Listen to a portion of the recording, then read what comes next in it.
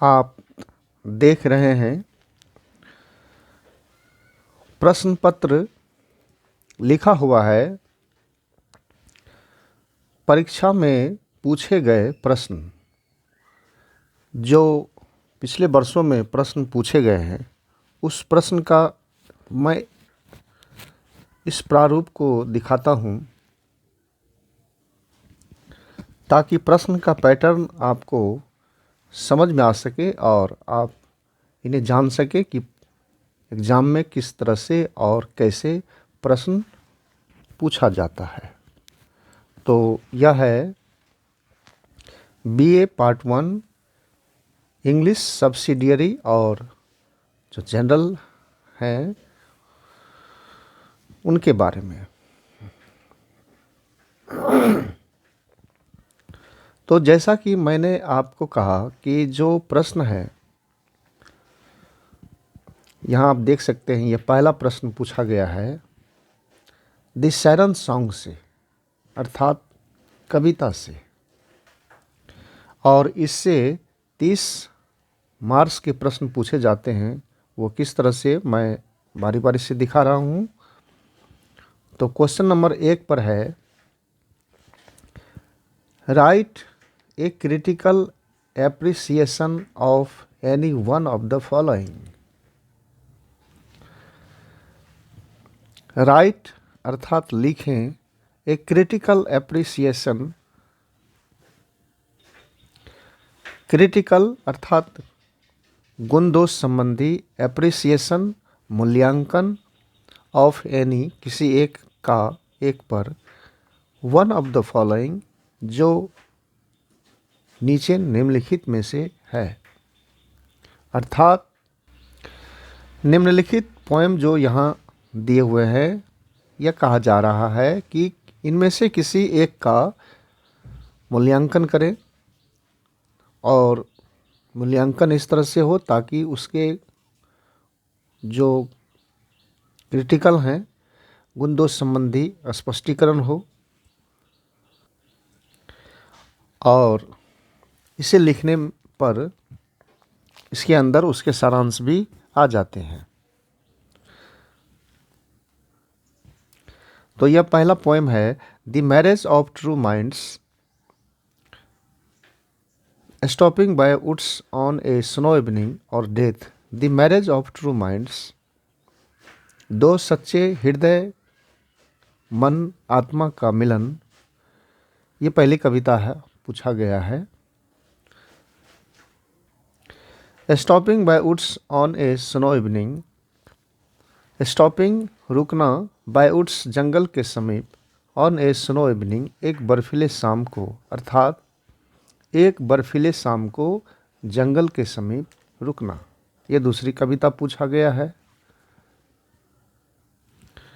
और तीसरी कविता है डेथ अर्थात मृत्यु। तो ये 3 कविताएं हैं, इनमें से किसी एक पर आपको लिखना है इसका सारांश क्रिटिकल एप्रिसिएशंस के रूप में। तो जैसा कि मैंने सिलेबस में दिखलाया था कि यह जो द सैरन सॉन्ग्स की कविताएं हैं इसके अंदर 8 कविताएं आती हैं और इनमें से 3 प्रश्नों को पूछा गया है जिनमें से किसी एक प्रश्न का उत्तर देना है और जिनमें 20 मार्क अंकित है। किसी एक पर लिखने से आपको 20 मार्क्स प्राप्त होगा। और यह दूसरा प्रश्न है डिस्कस, चर्चा करें द लॉयल्टीज़, लॉयल्टीज़ जो नाटक है इससे यह प्रश्न पूछा गया है और इससे भी 30 मार्क्स के प्रश्न पूछ रहे हैं। तो यह तो अभी लॉन्ग टाइप है, तो वो किस तरह से डिस्कस, चर्चा करें द लॉयल्टीज़, लॉयल्टीज़ जो नाटक है उसकी चर्चा करें एज के रूप में ए प्रॉब्लम प्ले, एक समस्या प्रधान नाटक ऑफ जॉन गॉल्सवर्थी, जॉन गॉल्सवर्थी के द्वारा जो लिखी गई यह नाटक है।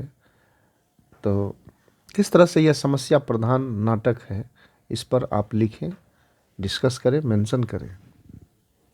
तो इसकी चर्चा करने के लिए कहा जा रहा है और अथवा करके प्रश्न दिया हुआ है। यदि आप इस प्रश्न को नहीं लिखना चाहते हो तो फिर इस प्रश्न का उत्तर दें। यह प्रश्न है, स्केच द कैरेक्टर ऑफ मैबल डेंसी और चार्ल्स विंसर। स्केच या रेखा चित्र खींचें अर्थात चरित्र चित्रण करें द कैरेक्टर चरित्र का ऑफ मैबल डेंसी और चार्ल्स विंसर।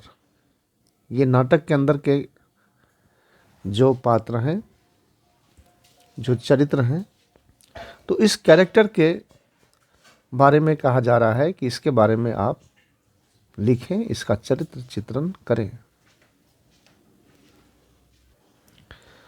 तो इन दोनों प्रश्नों में आप चाहे इसका उत्तर दें या नहीं तो फिर इसका उत्तर दें,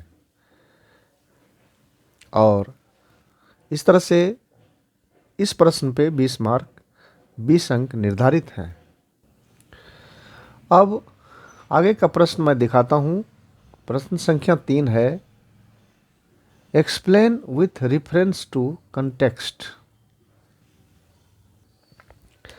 और यह व्याख्या है, जैसा कि आपने सिलेबस में देखा था कि जो व्याख्या है वह एक व्याख्या कविता से के संदर्भ में अर्थात जो पोएट्री हैं, पोएम के संदर्भ से पूछा जाता है, और दूसरी व्याख्या लॉयल्टीज के अंदर से आते हैं। तो यह अभी इस वक्त कविता के बारे में पूछा गया है। एक्सप्लेन व्याख्या करें विथ रेफरेंस टू के बारे में संदर्भ में, टू कंटेक्स्ट इन प्रसंग के बारे में आप व्याख्या करें। तो ये आप देख रहे हैं, ये किसी पोएम के सेंटेंस है, आप इन्हें पढ़िए और इसकी व्याख्या करें। तो व्याख्या करने के लिए अब आप लिखें कि यह जो पंक्ति है, दिया गया पंक्ति किस पोएम से उद्धृत है हमारे पाठ्यक्रम से, और कविता का नाम लिखें, उनके कवि कौन है, और इस पंक्ति में कवि ने क्या वर्णन किया है, क्या कहना चाहते हैं। तो एक्सप्लेन करने के क्या तरीके हैं इसके बारे में मैं आपको आगे बता रहा हूँ। पहले आप इसे देखें। इसे मैं पढ़ करके दिखा रहा हूँ। लिखा हुआ है, the woods are lovely dark and deep. The woods जंगल आर हैं लवली आकर्षक, सुंदर, प्यारा, डार्क अंधकारमय, एंड डीप और घना। अर्थात जंगल बहुत सुंदर है, आकर्षक है, प्यारा है, घना है। बट लेकिन आई हैव प्रोमिसेस, मेरे पास मेरे वादे हैं, टू कीप पूरा करने के लिए, एंड और मिल्स टू गो, मिलो भर जमीन जाना है, दूर जाना है, miles to go, before I sleep, सोने से पहले, and miles to go before I sleep. तो इन पंक्तियों के माध्यम से कवि क्या कहना चाहते हैं और यह किस पोएम से उद्धृत है, तो इनके बारे में सारी जानकारी, सारा रिपोर्ट दें और इसकी व्याख्या करें। और पुनः आप देख सकते हैं एक प्रश्न इसमें और करके भी है, ये लिखा हुआ है, fresh as the first beam glittering on a sail that brings our friends up from the underworld. तो यह भी किसी कविता से संबंधित है। तो चाहे आप इसका उत्तर दें, इसकी व्याख्या करें, या नहीं तो फिर इसकी व्याख्या करें। और अब आप फिर आगे देखिए, और ये रहा आपको क्वेश्चन नंबर बी में यह जो देख रहे हैं, यह लॉयल्टीज से संबंधित है। तो चाहे इस प्रश्न का उत्तर दें या नहीं तो जो नीचे अथवा करके लिखा हुआ है इनका उत्तर दें। तो इस तरह से आपने देखा कि दी सायरन सॉन्ग के ये जो टेक्स्ट बुक है इसके अंदर से जो 60 मार्क्स के प्रश्न पूछे गए हैं, तो मैं एक बार फिर से दिखाता हूँ। ये पहला प्रश्न जो है सायरन सॉन्ग से पूछा गया जो 20 मार्क का है, और इसमें यह दूसरा प्रश्न जो है लॉयल्टी से पूछा गया जो 20 मार्क का है, और ये एक्सप्लेन है, व्याख्या है। 2 प्रश्न इसके अंदर उत्तर देने हैं। तो 2 प्रश्न पोएम से पूछा गया है।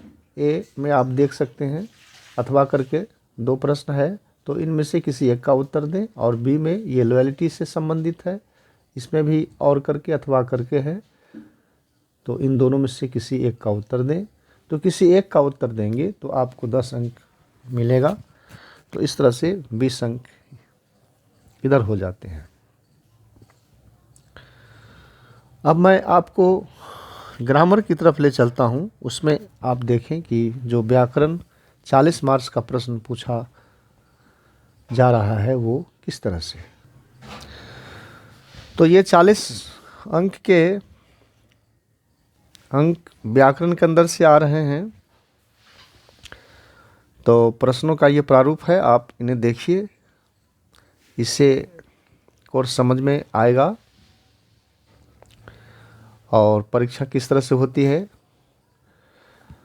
उनके बारे में जानकारी दे रहा है। तो क्वेश्चन प्रश्न संख्या 4 पे पूछा गया है, read the following extract and answer the questions that follows. Read अर्थात पढ़ें, यह कंप्रीहेंशन है। और जैसा कि आप कंप्रीहेंशन जानते हैं, पीछे कई परीक्षाओं में आप कंप्रीहेंशन बना चुके हैं। तो ये कंप्रीहेंशन जो है वो उसी रूप में है।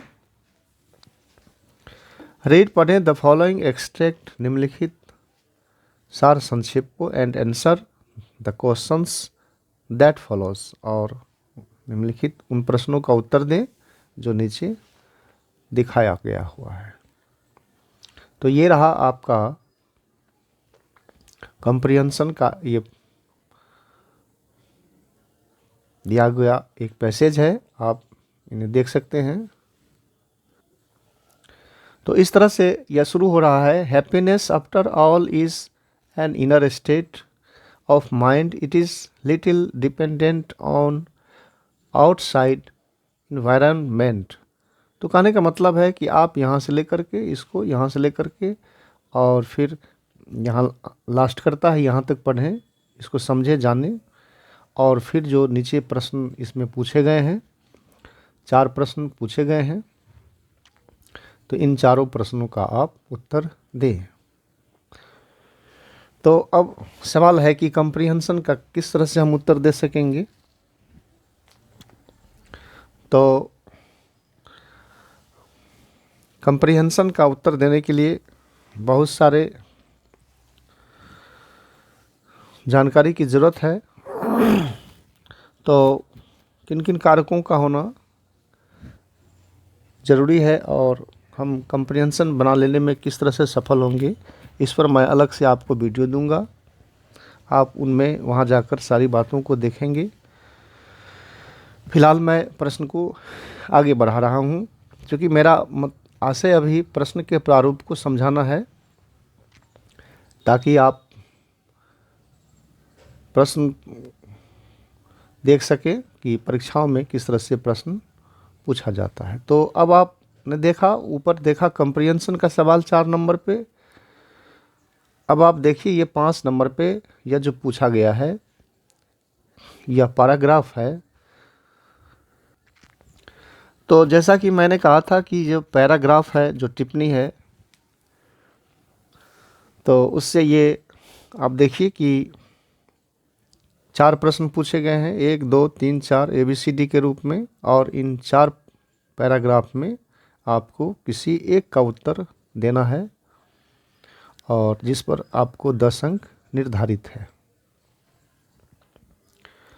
और इससे पहले जो आपने कंप्रीहेंशन देखा उसमें भी 10 अंक है, निर्धारित हैं। 4 प्रश्न उनमें पूछा गया है। मैं फिर से दिखा रहा हूँ। ये जो 4 प्रश्न यहाँ है कंप्रीहेंशन के, तो एक प्रश्न पे 2.5 अंक दिया हुआ है, तो इस तरह से आपको इसमें 10 मार्क है। तो मैं बात कर रहा था पैराग्राफ की, तो प्रश्न किस तरह से पूछे जा रहे हैं उनको आप देखें। एक्सप्लेन, व्याख्या करें, इन अबाउट 100 वर्ड्स, लगभग 100 शब्दों में, द आइडियाज़ कंटेंट, जो विचार रखा गया है, in any one of the following, in any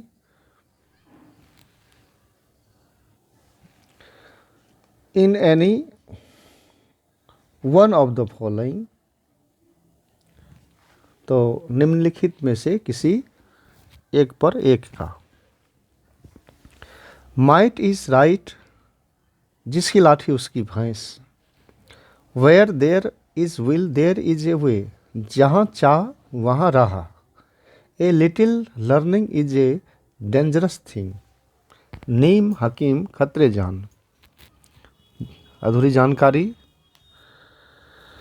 खतरनाक हो जाती है,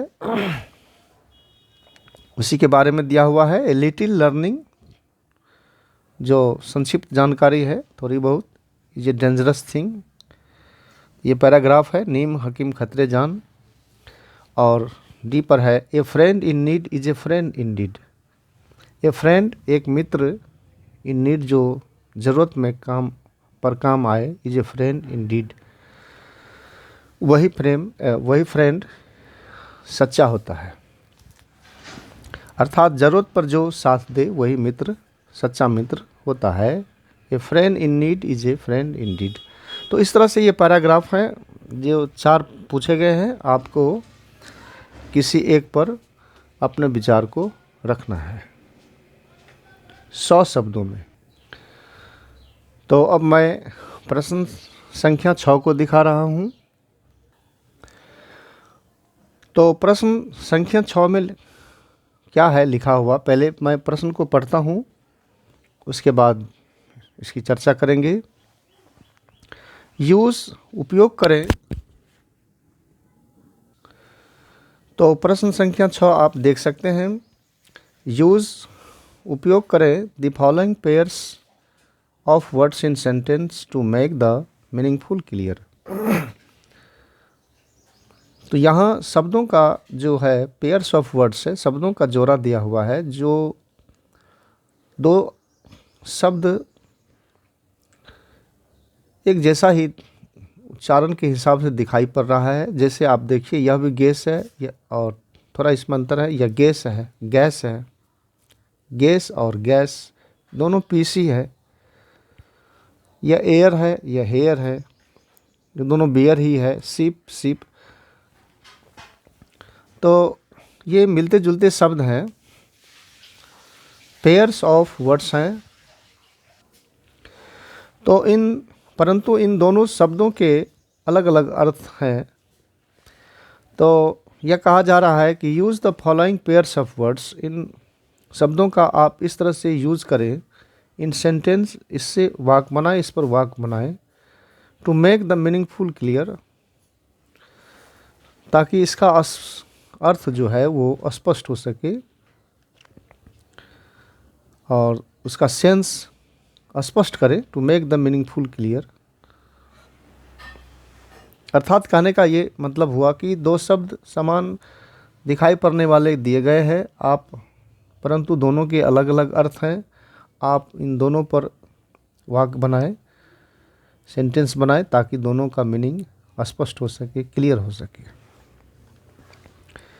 तो ये पहला शब्द है गेस, जैसे संभावित, संभावना हुआ, लोग गेस करते हैं, अनुमान करते हैं। और यह गैस है। तो इस पर यह सेंटेंस मैंने बना करके दिखाया है। The gas paper is costly, और इस पर है the gas is not available, gas उपलब्ध नहीं है और जो गैस पेपर है वो कीमती है। अब आप यहाँ देखिए पीस और द पीस है। The piece is very weak, piece means हुआ टुकड़ा और इसका मतलब हुआ शांति। I want peace in my life, ये अलग अलग सेंटेंस बना हुआ है। आप फिर देखिए ये एयर है, अर्थात वारिस, I am heir of this property, मैं इस संपत्ति का वारिस हूँ, हकदार हूँ, उत्तराधिकारी हूँ, सक्सेसर हूँ। तो और यहाँ पर यह है हेयर, जैसे खरगोश, द हेयर इज़ वाइट, खरगोश उजला है। बियर और बियर, बियर मीन्स हुआ बर्दाश्त करना और इस बियर मीन्स हुआ शराब। तो इस पर सेंटेंस बनाया गया है I can not bear it, मैं इसे बर्दाश्त नहीं कर सकता हूँ, और ये तो शराब हुआ। Drinking beer is harmful to health, शराब पीना हार्मफुल है टू हेल्थ, स्वास्थ्य के लिए, शरीर के लिए। और ये शिप और शिप है, इस शिप का मतलब जहाज हुआ, इस शिप का मतलब भेड़। This is a small ship, इस पर सेंटेंस बना हुआ है this is a small ship, यह एक छोटा जहाज है। The ship is grazing in the field, और भेड़ मैदान में चर रहा है। तो आपने प्रश्न संख्या 6 को जाना, और इस पर जो है ये 5 प्रश्न पूछे गए हैं और 5 अंक इस पर निर्धारित हैं। तो इस तरह से यह हुआ। अब हम लोग चलेंगे प्रश्न संख्या 7 पर कि इसमें क्या क्या पूछा जा रहा है।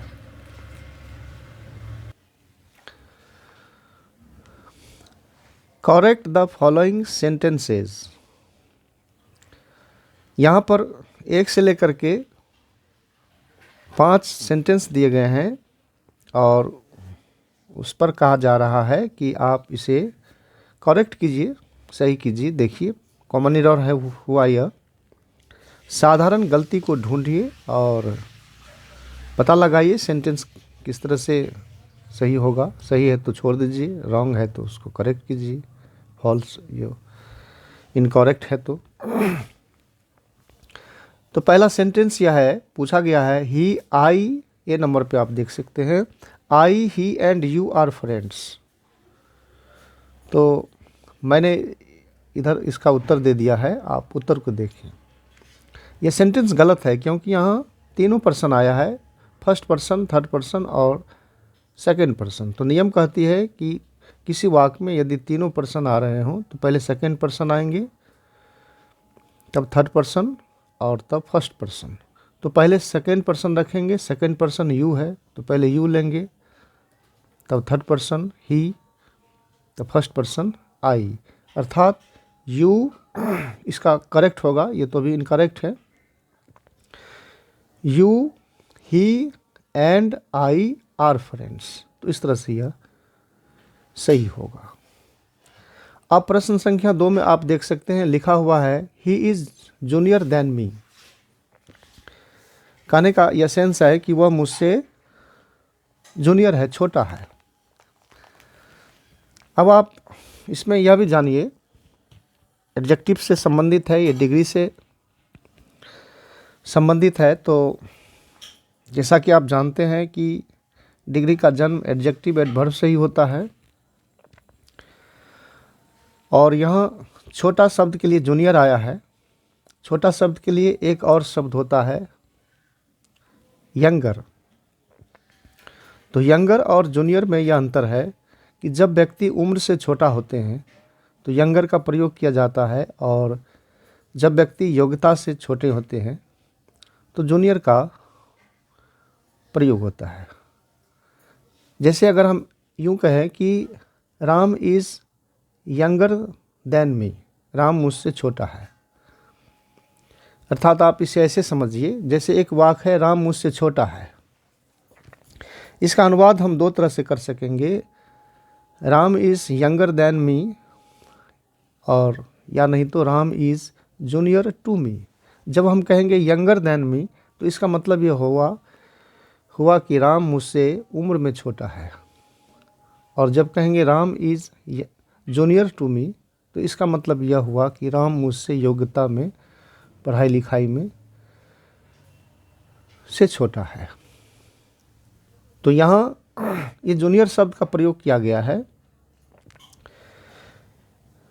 कि वह मुझसे छोटा है योग्यता में।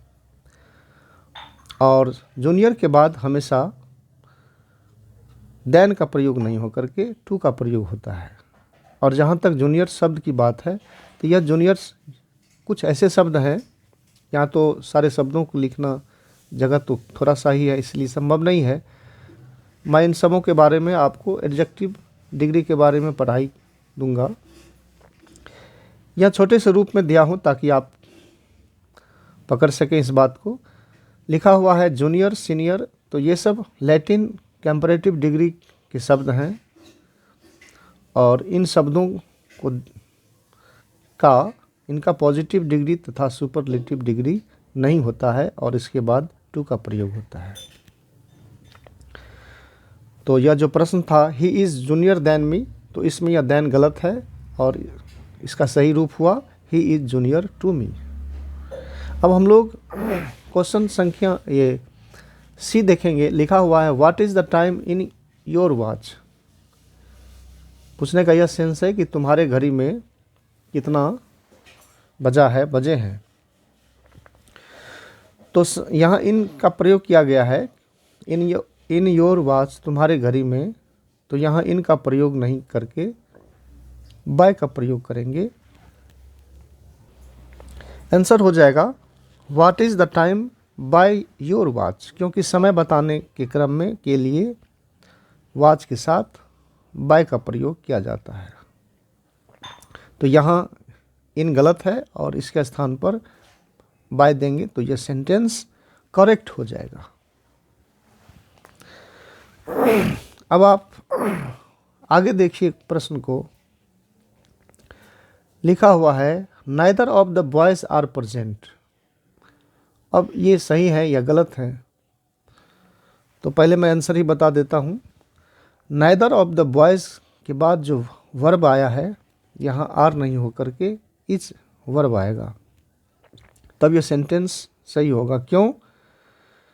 क्योंकि यह जो शब्द हैं नाइदर ऑफ से जुटे हुए हैं। वाक्य का subject neither, either, each, every, someone, anybody इत्यादि हो तो वर्ब जो है सो सिंगुलर होता है। इसीलिए यहाँ वर्ब जो है सो सिंगुलर होगा, इसके अनुसार नहीं होकर के ऑलवेज सिंगुलर होगा। अब ये रहा लास्ट प्रश्न, इसका प्रश्न संख्या 7 का। फिर इसमें देखिए कहाँ गलत है और कैसे यह सही होगा। लिखा हुआ है it is you who is responsible. अर्थात कहने का यह मतलब हुआ कि यह आप ही हैं जो इसके लिए रिस्पॉन्सिबल हैं, जिम्मेवार हैं। तो यहाँ जो वर्ब है इज़, तो इस का प्रयोग हु के अनुसार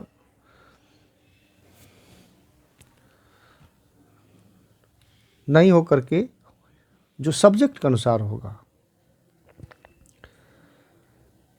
पहले आप इसे देखिए। वाक्य में यदि रिलेटिव प्रोनाउन के शब्द हों, ये हु जो है सो रिलेटिव प्रोनाउन के शब्द हैं,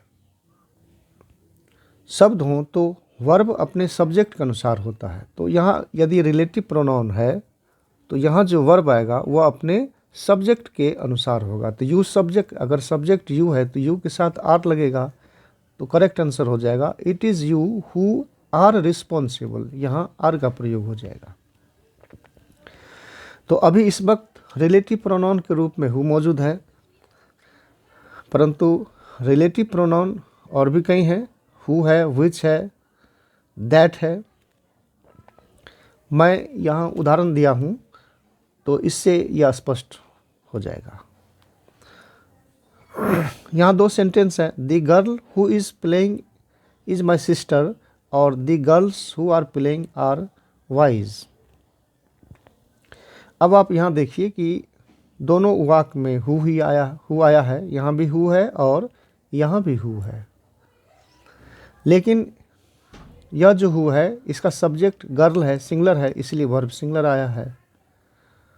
और यहाँ जो है इसका सब्जेक्ट गर्ल्स है तो इस गर्ल्स के अनुसार आर आया है। तो यहाँ सब्जेक्ट सिंगुलर है तो वर्ब सिंगुलर है और सब्जेक्ट प्लूरल है तो वर्ब प्लूरल है। यहाँ हु का दोनों का मतलब जो ही हुआ, लेकिन सिंगुलर प्लूरल का अलग अलग सेंस हो जाता है। द गर्ल वह लड़की हु इज़ प्लेइंग जो खेल रही है, इज़ माई सिस्टर मेरी बहन है। और द गर्ल्स लड़कियाँ हु आर प्लेइंग जो खेल रही हैं, आर वाइज बुद्धिमान है। तो इस तरह से ये प्रश्न संख्या 7 समाप्त होता है। अब 2 प्रश्न और शेष बच गए हैं, मैं उन्हें भी आपको दिखाता हूँ। और ये प्रश्न जो मैं दिखा रहा हूँ उत्तर के साथ है, व्याख्या के साथ है, इसलिए कुछ लंबा समय लग रहा है, लेकिन आप इसे देखें, अंत तक देखें और समझने का जो प्रश्न का प्रारूप है इसे समझने का प्रयास करें कि किस तरह से प्रश्न पूछे जाएंगे और किस तरह से इनके उत्तर दिए जाएंगे। और ये रहा प्रश्न संख्या 8। तो इसमें आप ये देख सकते हैं लिखा हुआ है फ्रेम सेंटेंसेस, वाक्य की रचना करें विथ एनी 5, किसी 5 का 5 पर। अर्थात कहने का ये मतलब है कि यहाँ आपको ये फ्रेज के शब्द दिए हुए हैं। यह ए से लेकर के, मैं इसे दिखा रहा हूँ, ए से लेकर के और ये जे तक, यहाँ आपको फ्रेज का शब्द दिया हुआ है। तो ये जो एडम्स हैं, फ्रेज है या फ्रेजल वर्ब हैं, तो इसको आप पढ़ें और इस पर वाक्य बनाएं। यहाँ तो 10 दिया गया है और इस 10 में से किसी 5 का उपयोग आपको सेंटेंस इस पर सेंटेंस बनाना है, सेंटेंस यूज करना है। आप देख सकते हैं मैंने प्रत्येक फ्रेज का हिंदी लिख दिया है। आपको हिंदी लिखने की एग्ज़ाम में ज़रूरत नहीं है, ये समझने के लिए मैंने लिखा है। जैसे इन हॉट वाटर, इसका अर्थ हुआ कठिनाई में। सेंटेंस बना हुआ है Ram is in hot water, Ram कठिनाई में, संकट में, प्रॉब्लम में है। दूसरा है एज लॉन्ग एज, जब तक। सेंटेंस बनाया हुआ है as long as I am here, मैं जब तक यहाँ हूँ। यू नीड नॉट वरी, तुम्हें चिंता करने की ज़रूरत नहीं है। तो इस तरह से ये 10 फ्रेज दिए गए हैं और आपको इनमें से किसी 5 पर 5 का उत्तर देना है और इससे आपको वाक्य बनाना है। जैसे इन लिeu ऑफ, बदले में, वाक्य बना हुआ है Ram has come here, Ram यहाँ आया है। इन लिeu ऑफ हिज ब्रदर, अपने भाई के बदले में। फिर है टेक पार्ट इन, भाग लेना। I shall take part in this game, मैं इस खेल में भाग लूँगा। और फिर है बाय मीन्स ऑफ, के जरिए। विथ ए व्यू ऑफ, की दृष्टि से। लुक फॉरवर्ड टू, इंतज़ार रहना। एट होम इन, निपुण। सेंटेंस बना दिया गया है। I am at home in English, मैं अंग्रेजी में निपुण हूँ, कुशल हूँ, प्रवीण हूँ। ऑविंग टू, के कारण। He did not go to school, owing to be rain, वर्षा होने के कारण वह विद्यालय नहीं गया। और इंस्टीड ऑफ, के बदले में। I shall take tea instead of coffee, अर्थात मैं आई शैल टेक, मैं पीऊँगा टी, चाय पीऊँगा, इंस्टीड ऑफ कॉफ़ी, कॉफ़ी के बदले में। तो इस तरह से यह प्रश्न संख्या 8 हुआ। और 10 फ्रेज पूछे गए हैं जिनमें से 5 का उत्तर देना है और 5 अंक इसके लिए निर्धारित हैं। तो इसके लिए आपको जो फ्रेज हैं, फ्रेजल वर्ब हैं, एडम्स हैं, उनको याद करना पड़ेगा, जानना पड़ेगा। और प्रत्येक पर किस तरह से सेंटेंस बनेंगे, तो वाक्य बनाने के लिए फिर आपको यहाँ व्याकरण पढ़ने की ज़रूरत है, क्योंकि बिना व्याकरण के मदद से वाक्य का निर्माण नहीं हो सकेगा। क्योंकि वाक्य बनाने के क्रम में अब सब्जेक्ट क्या है, वर्ब क्या है, ऑब्जेक्ट क्या है, कौन टेंस है, वॉइस है, कैसे क्या है, तो यह सब तो व्याकरण का चीज़ है। अब आप आगे देखें प्रश्न संख्या 9। तो इस तरह से या फिल इन द ब्लैंक्स, ये प्रश्न संख्या 9 है। फिल इन द ब्लैंक्स, रिक्त स्थानों की भरे विथ सुटेबल प्रीपोजिशंस। जो प्रीपोजिशंस हैं उनके शब्दों से कहा जा रहा है भरने के लिए। तो यहाँ 1, 2, 3, 4, 5 प्रश्न पूछे गए हैं। एक प्रश्न पे 1 मार्क है, इस पर 5 अंक है। और ऊपर जो आपने देखा frame sentence with any 5 phrase पर भी 5 मार्क था, इस पर भी 5 मार्क है। तो इसके अंदर जो रिक्त स्थान है उसमें कौन सा प्रीपोजिशंस लगेगा उसे मैंने यहाँ सबका उत्तर दिया है, आप देखिए। He is independent dash his parents. अब यहाँ क्या होगा, हमें उत्तर दिया हुआ है। She is popular dash her friends. तो सबका यहाँ आप देखते हैं मैंने उत्तर दे दिया है। तो इस तरह से यह प्रश्न जो है, प्रश्न का प्रारूप था। आपने प्रश्नों को जाना कि परीक्षा में किस तरह के प्रश्न पूछे जाते हैं। तो इसका एक पैटर्न, एक तरीका, एक सिस्टम, एक प्लानिंग समझ में आया होगा। और आप इसी तरह से अपनी तैयारी करें। और इसके अंदर जैसा कि आपने जाना कि एक टेक्स्ट बुक है और एक ग्रामर है। टेक्स्ट बुक से 60 मार्क्स के प्रश्न पूछे जा रहे हैं और ग्रामर से 40 मार्क्स के। इन दोनों की आप तैयारी करें। मैं बारी बारी से सभी का अध्ययन करूंगा, आपको बताऊंगा कि किस प्रश्न का उत्तर किस तरह से देना है। तो इन्हीं शब्दों के साथ यह जानकारी समाप्त होती है। अब पुनः अगले वीडियो में नई जानकारी के साथ मैं उपस्थित होऊंगा।